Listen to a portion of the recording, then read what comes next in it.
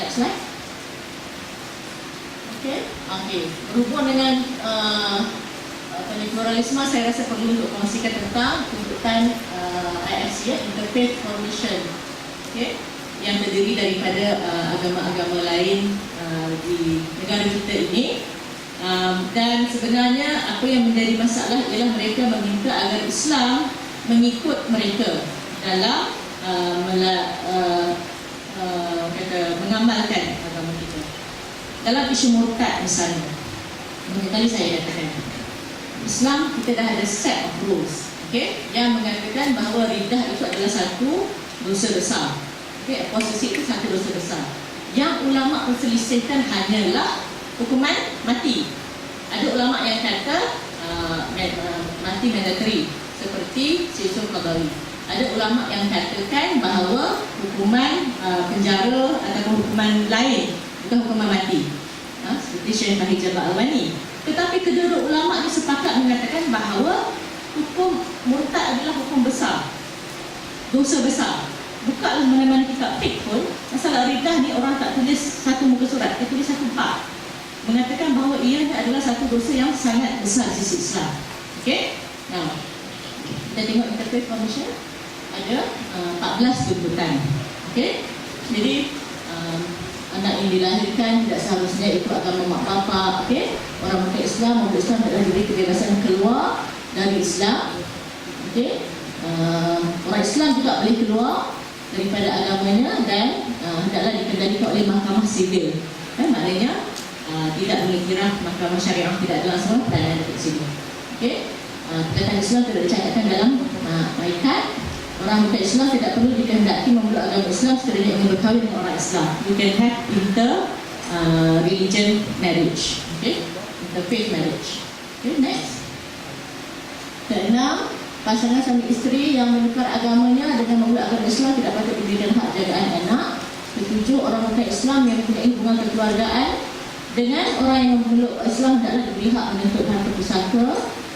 Kelapan, dana untuk rumah ibadat ni. Kesembilan, orang Islam hendaklah dibenarkan dan orang bukan Islam hendaklah dibenarkan, dia tidak boleh dihalang daripada menggunakan hak suci Islam. Next tu kita. Saya tak nak bahas kan. Kita boleh baca tapi kalau siapa yang tak pernah tahu lagi, this is the 14 tuntutan yang sebenarnya mengajak kepada konsep pluralisme. Bible, bahasa Melayu dan bahasa Indonesia patutnya dibenarkan. Ke-11 pelajaran agama bukan Islam untuk penganut agama itu. Harus memperlihat program berunsur Islam dalam bahasa ibunda. Satu kaum hendaklah diadakan. Program dakwah agama lain selain Islam pula adalah dibenarkan, disiarkan. 13, orang yang bayar zakat tidak sepatutnya dikalikan bercukai. Dan 14, sepatutnya Islam tidak disebut sebagai pilihan pertama masyarakat Malaysia. Seperti dalam soal pakaian, tentang aurat dan sebagainya.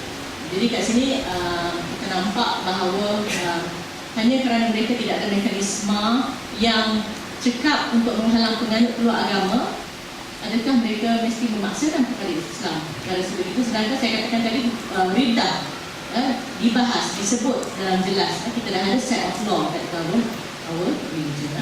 Next slide. Ketiga, mengkritik teks Al-Quran, ciri-ciri liberalisme.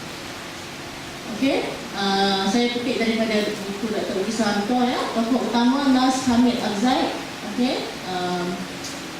mengkritik Al-Quran dan kerana itu dihukum murtad oleh Universiti Al-Azhar dan telah diusir di Belanda.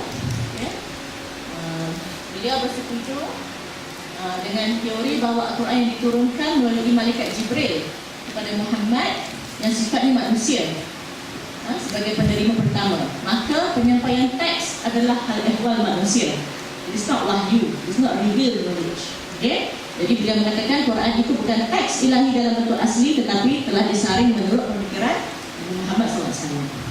Dan saya kita dah banyak belajar tentang kenapa Quran itu adalah satu wahyu. Next.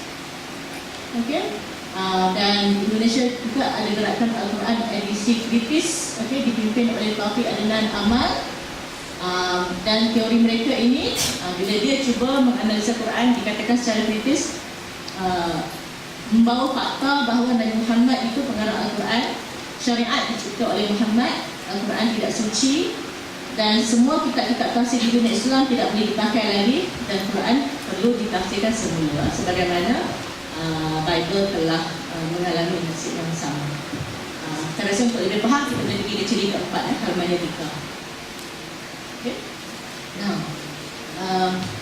satu sikap yang ingin mengkaji Quran secara kritis pada mereka berasal daripada prinsip keempat, iaitu hermeneutika. Okay.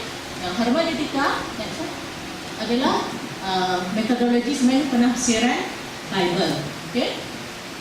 Teks Bible diakui oleh pemuka Kristian bercampur bau antara kata-kata Tuhan dan karangan manusia. Okay. Jadi Bible suatu itu ramai cendekiawan Kristianiti terpaksa menyaring yang mana kata-kata yang dipercayai daripada Word of God dan yang mana daripada Jesus. Okay.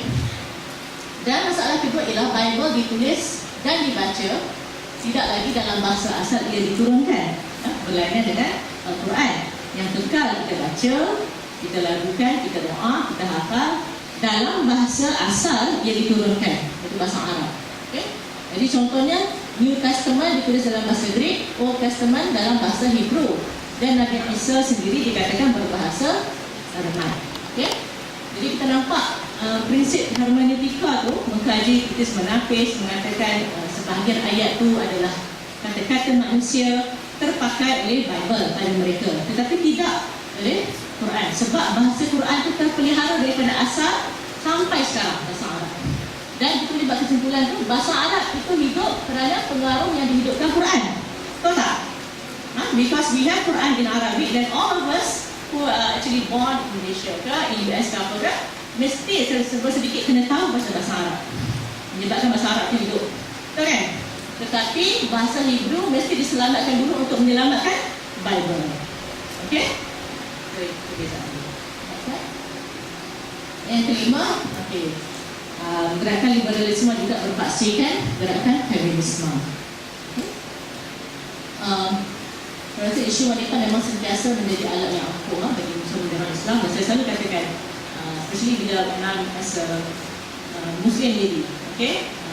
Berhati-hati terhadap pintu-pintu di mana musuh Islam cuba nak masukkan itu diri kita sendiri. Okay, next. Okay, saya masih ingat ni tentang peristiwa Aminah Wadud ni. Ada dua peristiwa. Satu ialah apabila dia menjadi khatib dan imam sembahyang Jumaat, kerana prinsip lelaki dan perempuan itu sama. Okey. Saya rasa kalau siapa yang lama dekat UAE kenal, sebab dia pernah berkhidmat di UAE. Okey. Yang saya juga ingat adalah apabila dijemput untuk berucap di International Medical Conference of HIV/AIDS. Okey. Dan sebab itu saya sebahagian daripada Persatuan Perubatan Islam Malaysia mengikuti konferensi tersebut, dan kita share apa yang berlaku. Okay. Dalam konferensi tersebut beliau telah mengatakan bahawa punca AIDS yang tinggi ini adalah disebabkan poligami. Okay. Poligami. Okay. Kita rasa itu sesuatu yang tidak mempunyai fakta sama sekali, sebab AIDS adalah sama tinggi di negara-negara yang bukan Islam dan juga di negara-negara Islam. Okay. Dan bila kita tengok fakta sebenar, orang yang berpoligami sebenarnya apabila suami dijangkiti kerana main di luar, tidak mengikut ajaran Islam yang sebenar. Jadi kalau orang yang berpoligami tetapi mengikut ajaran Islam yang sebenar, sebenarnya tidak ada isu bagi penyebab HIV. So itu memang kita buat bantahan. Ramai doktor-doktor Muslim menyanggah kertas kerja tersebut. Okay. Dan kita bantah secara rasmi. Okay. Next. Okay. Saya terpaksa menyebut tentang sistem Islam bukan kerana siapa mereka, tetapi kerana apa pernyataan mereka. Okay. Sebagai contoh, Saudara Zania Anwar pernah katakan, saya tidak percaya Tuhan memberi kuasa kepada suami untuk memukul isteri, dan hukum bahawa seorang isteri yang berkongsi suka duka bersama suami mendapatkan 1/8. Dan ini sebenarnya saya rasa kita pernah menjahkan dalam bengkel-bengkel undang-undang. Antaranya Prof. Zaleha, Rektor UAE sendiri pernah menulis buku. Sebab kita dipahamkan kalau hukum Islam tu, yang kita faham hukum asal tu adalah basic. Tapi bila kita pergi case by case, sebenarnya ada provision. Ada provision untuk certain case, macam kita kata wanita yang kematian suami, boleh buat ataupun wanita boleh membuat perjanjian harta sepencarian dan sebagainya sebelum sampai kepada harta pusaka. Dan kita faham fungsi faraid ini sebenarnya untuk menjaga adik-beradik lain supaya jangan terputus langsung hubungan kekeluargaan. Okay? And freedom about hijab, dan menjadikan isteri dalam Islam ni dilihat sebagai seorang manusia yang tertindas kerana hukum syariah, which is something which is not true for me personally, or for many others. Yes, as I said, kita ada kes-kes genuine, kes-kes suami yang meninggalkan isteri tanpa nafkah dan sebagainya. Tapi seperti yang saya kata, masalahnya adalah implementers, bukan sistem.